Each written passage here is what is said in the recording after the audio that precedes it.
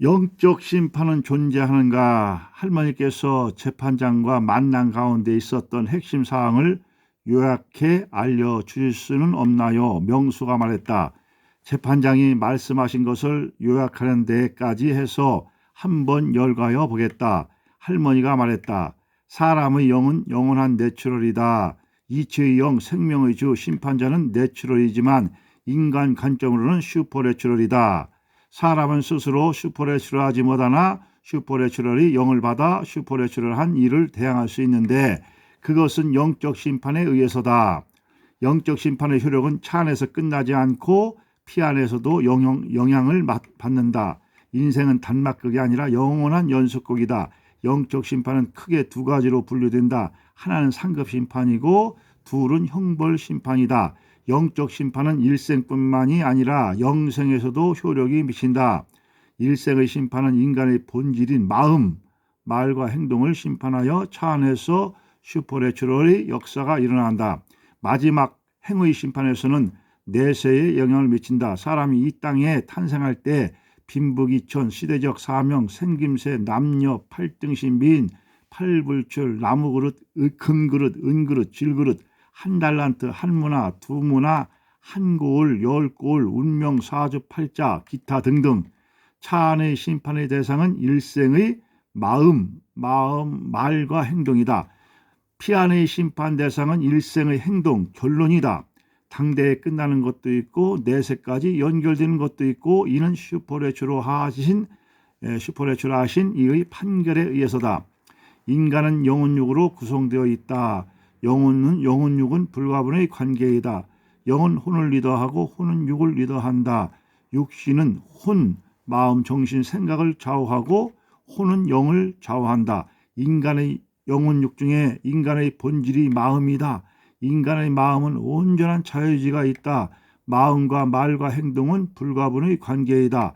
생각하고 말하고 행동하는 사람이 정상적인 사람이다. 언행일치 정상적인 사람이다. 언행 불일치 비정상인 사람이다.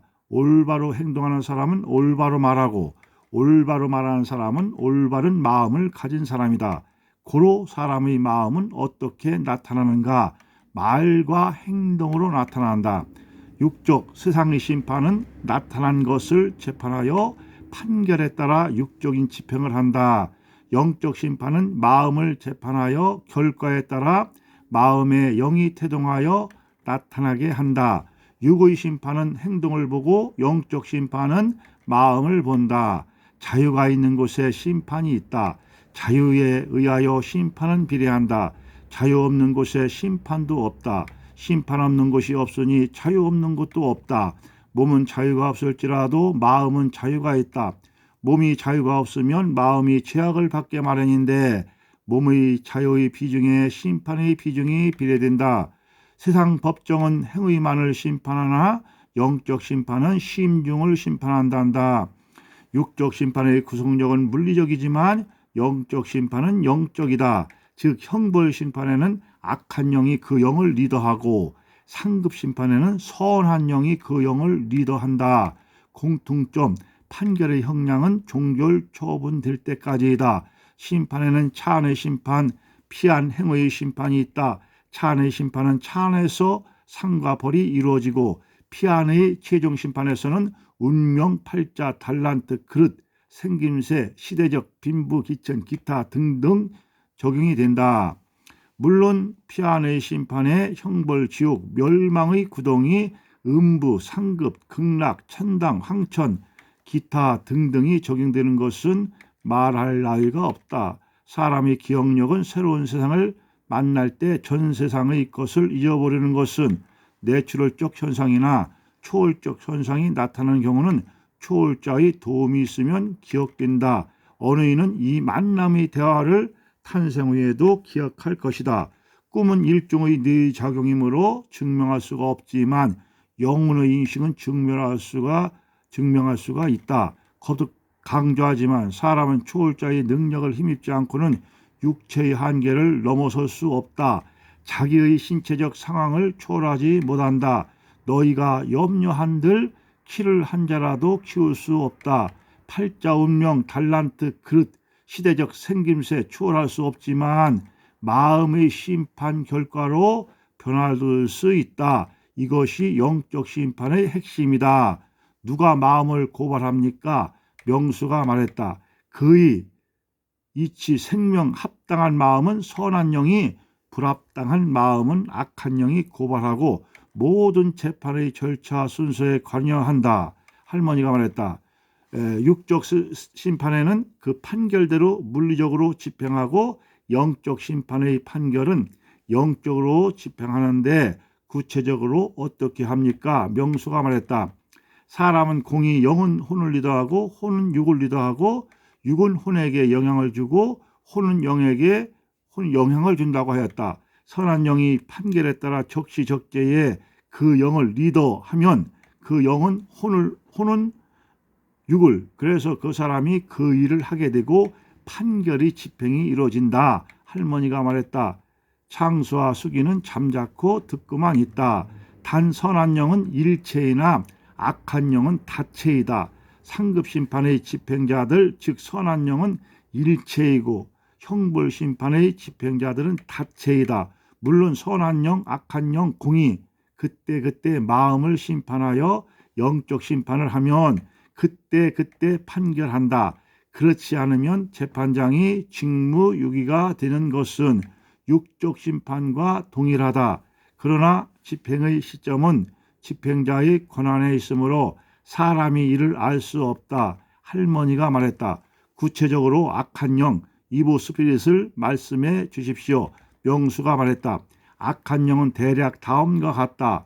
사망의 권세 잡은 영, 참사하는 영, 거짓말하는 영, 남의 죄를 고발, 기소, 참사하는 영, 악하게 하는 영, 더러운 영, 더럽게 하는 영, 병들은 영, 병들게 하는 영, 기분 나쁜 영, 기분 나쁘게 하는 영, 약점 잡힌 영, 약점 잡는 영, 약점을 물어뜯는 영, 외롭고 쓸쓸한 영, 고독한 영, 배고픈 영, 배고프게 하는 영, 서러운 영, 서러움을 주는 영, 한 맺힌 영, 한을 맺히게 하는 영, 왕따를 시키는 영, 왕따 당하여 배배 꼬인 영, 기죽은 영, 기를 죽이는 영, 한 많고 원 많은 영, 물에 빠지게 하는 영, 도둑질하는 영, 도둑질하게 하는 영, 자살한 영, 자살하게 하는 영, 노여운 영, 노엽게 하는 영, 두렵게 하는 영, 걱정하게 하는 영, 미워하는 영, 미워하게 하는 영, 상처받는 영, 상처를 주는 영, 기타 등등 악한 영의 형태가 하도 많아서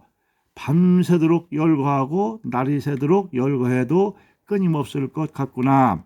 이 악한 영은 꿈에서도 마음의 생각에서도 실생활에서도 사람을 도둑질하고 죽이고 멸망을 시키는 데에 총력을 다한단다. 할머니가 말했다.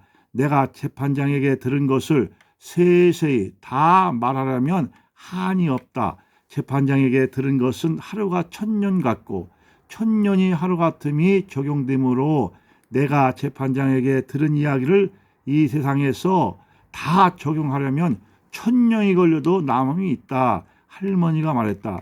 악령에게 사망의 권세를 왜 주었어요? 명수가 질문했다. 법관에게 사형서구권을 준 것과 같은 이치이지. 할머니가 답했다. 왜 악령에게 고발권을 주었습니까? 명수가 질문했다. 경찰, 검찰에게 고발권을 준 것과 동일한 이치이지. 할머니가 답했다. 재판장이 이 모든 악한 영을 허락하신 것은 웬일일까요? 명수가 한탄조로 말했다. 경찰, 검찰에게 범법자를 고발하고 기소하는 것과 동일한 원리이지. 다만 사람은 예물을 심판하나 영적 재판장은 중심을 심판한다. Man looks at the outward appearance, but the Lord looks at the heart. 할머니가 말했다. 세상의 법을 지키지 않을 때 경찰, 검찰이 고발 기소해서 심판대에 세워 법리에 따라 재판하는 것은 법을 잘 지켜 평화 속에서 다 함께 살자는 것인데 이치의 주, 생명의 주의 길은 공의와 사랑이 법이란 말씀입니까? 명수가 말했다. 옳았구나. 할머니는 곧이어 명수의 입을 바라보았다. 그럼 악한 영에 사로잡히지 않으려면 법을 잘 지켜야 하겠군요. 청수가 말했다. 옳았구나 할머니가 말했고 곧이어 손뼉을 쳤다. 짝짝짝짝짝 가정 모두 손뼉을 쳤다. 악한 영의 침해를 받으면 괴롭고 아프다. 악한 영에 사로잡혀 괴롭고 아프지 않은 사람은 없다. 이는 그 길을 벗어났음을 깨닫고 이치의 주 생명의 주를 바라보아야 한다.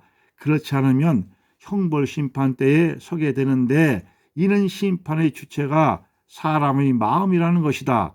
이것이 영적 심판이란다. 할머니가 부연 설명을 하였다. 최종 마지막 행의 심판에서는 다음 세상에 적용된다고 하셨는데요. 운명 팔자, 1달란트, 2달란트, 5달란트, 금그릇, 은그릇, 목그릇, 질그릇 등과 빈부귀천, 팔등신, 미인, 팔불출, 시대적, 지역적 출생 등이 마지막 심판의 재판 결과입니까? 명수가 말했다. 그렇고 말고. 할머니가 기뻐 손뼉을 치며 명수를 주시했다. 할머니가 명수를 주시한 것은 무언가 명수가 이어서 질문하리라 예상한 것이었다. 아버지는 윗방에서 새끼 꾸시는 것을 잠시 내려놓았다. 엄마는 바느질거리를 잠시 무릎 위에 올려놓았다. 형은 명수의 입을 바라보았다. 숙도 덩달아 작은 오빠의 입을 빤히 바라보았다. 긴장된 순간이기도 했다. 할머니, 그럼 내가 이 시대에 아빠, 엄마에게서 태어난 것도 중화상을 입은 것도 이렇게 생긴 것도 운명도 팔자도 금그릇인지 은그릇인지 모르지만 내가 팔불출인지 모르지만 이것이 다 마지막 심판에 의하여 라는 것입니까? 그렇다니까. 할머니는 심플하게 대답하며 또 명수를 바라보았다. 집안 식구들도 명수의 다음 말을 기다렸다. 그럼 장애인 또는 비장애인 빈부귀천이 자기의 업보라는 말씀입니까? 명수가 말했다. 여기서 주목하여야 할 것이 있단다. 생명의 주는 공의롭다고 하셨다. 어찌 그렇게 단순하시겠느냐? 인생은 복합적인 것도 있다고 하지 않았느냐? 이 땅에서 장애인으로 태어나고 가난하게 태어나고 못생기게 태어나고 전쟁 중에 태어나고 이런 모든 것이 끝이 아니란다. 예를 들면 어떤 사람에게 금그릇을 주었는데 금그릇의 값어치를 못하면 그의 심판은 거기에 상응한단다. 그러니까 잘난 사람, 복받은 사람, 좋은 시대, 좋은 지역, 좋은 부모 밑에 태어난 사람은 그만큼 책임이 있다는 것이고 거기에 상응하지 못하면 이 땅에서도 불행하고 행의 심판에서 그것이 그대로 적용된다. 순천자는 흥하고 역천자는 망이라 했다. 사람이 하늘에 순종하면 흥하고 하늘을 거역하면 망인데 그만큼의 책임이 있다는 것이다. 또 자활의손자는 천부지북하고 의불손자는 천부지환이라 했다. 공자 가라사대 착한 일을 하는 자는 하늘에서 복으로서 갚고 악한 일을 하는 자는 하늘에서 화로서 갚는다고 했다. 이 땅에서 아주 만가지 불운하게 태어났다고 해도 순천자는 흥하고 역천자는 망이니라가 그대로 적용되는 것이다. 이는 지금부터 영원까지이다. 그러므로 사람은 일생만 보지 말고 영원까지 보라는 말씀이다. 최종 심판에서는 다음 생애에 적용된다. 그러나 그것을 단순하게 적용된다고 생각해서는 안 된다. 운명, 팔자, 달란트, 그릇, 생김새, 시대적 빈부귀천, 기타 등등 생명의 주요 한정으로 열정을 남겼나이다. 생명의 주가 가라사대 잘하였다. 선하니여 네가 지극히 작은 것에 충성하였으니 열골을 권세를 차지하라.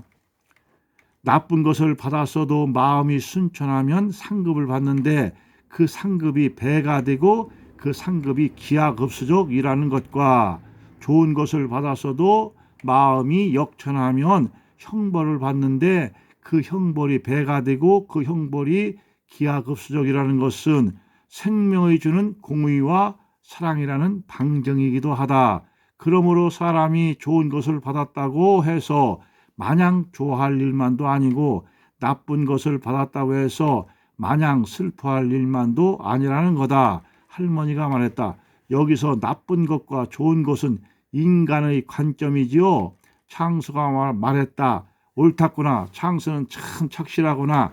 할머니가 창수를 칭찬하자 방 안의 모든 사람이 기뻐하였다. 물론이지 공의와 사랑이신 이치의 주 생명의 주께서 나쁜 것 좋은 것이 어디에 있겠느냐, 이는 다 인간에게 필요 충분 조건이므로 이행하는 것뿐인데 인간 관점으로 선악을 구별하는 것이지. 할머니가 말했다.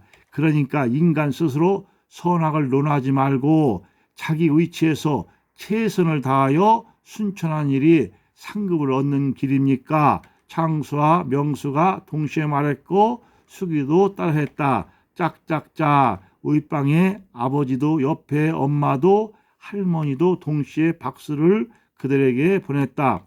역시 할머니 말씀은 일목요연하며 일사불란하고 이치에 합당하고 원론적이란 말이야. 결국 악한 영은 자기 마음으로부터 온다. 바이너리 이보 스피릿 프롬 더 마인드. 명수는 생각했다. 인생은 단막극이 아니라 영원한 연속극이니라. 할머니가 말하고 모두 다 손뼉을 쳤다. 그날 저녁도 할머니 이야기는 밤늦도록 이어졌다. 엄마는 바느질 하시다가 여동생을 뉘어놓고는 우유방에 새끼꾸는 아빠에게 가셨다. 여보, 의원이 가망이 없다고 했는데 3년 동안도 명수가 또랑또랑해요. 엄마가 말했다. 그것이 다 의원과 어머니의 덕분이요. 아빠가 새끼를 발꿈치에서 뽑아내며 말했다.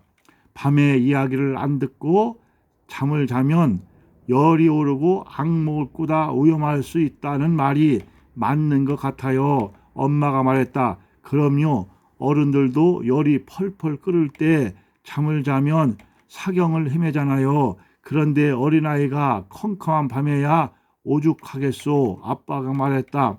그런데 명수가 낮에 졸아요. 엄마가 근심 어린 눈빛을 지으며 말했다. 낮에 조는 것은 괜찮다잖소. 아빠가 말했다. 낮에 잠도 잔다니까요. 엄마가 말했다. 그것도 좋은 현상이라잖아요. 아빠가 말했다. 어쨌든 밤에 잠을 들 수 있는 대로 적게 재우는 게 최선이군요. 엄마가 말했다. 그렇다니까요. 어차피 화상은 시간이 지나야 새살이 나오는데 그동안 밤에 덜 재우는 것이 최선이요. 아빠가 말했다.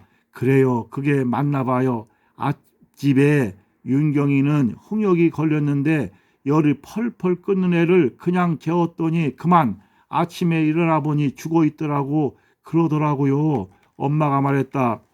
아빠는 말이 없다. 명수가 낮에 잠을 잘 때 혼자 남겨둘 때가 안쓰러워요. 엄마가 말했다. 그거야 괜찮다잖아요. 괜찮다잖아요.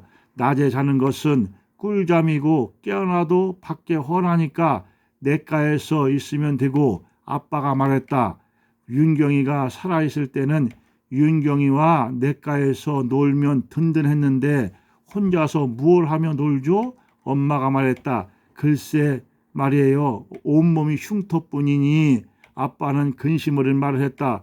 얼굴이라도 송했으면 다른 애들하고 놀 테지만 다른 애들하고 통 어울리질 않으려니 앞일이 걱정이에요. 엄마가 말했다.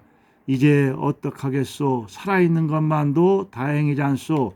아빠가 말했다. 그렇긴 한데. 엄마는 말끝을 흐렸다. 그리고 말을 이었다. 아직도 악몽에 시달려요. 엄마가 말했다. 10년은 지나야 상처도 좀 덜 흉하고 그때까지 할머니를 믿을 수밖에 더 있겠소. 아빠가 말했다. 감사합니다. 구독, 좋아요, 알람 부탁합니다.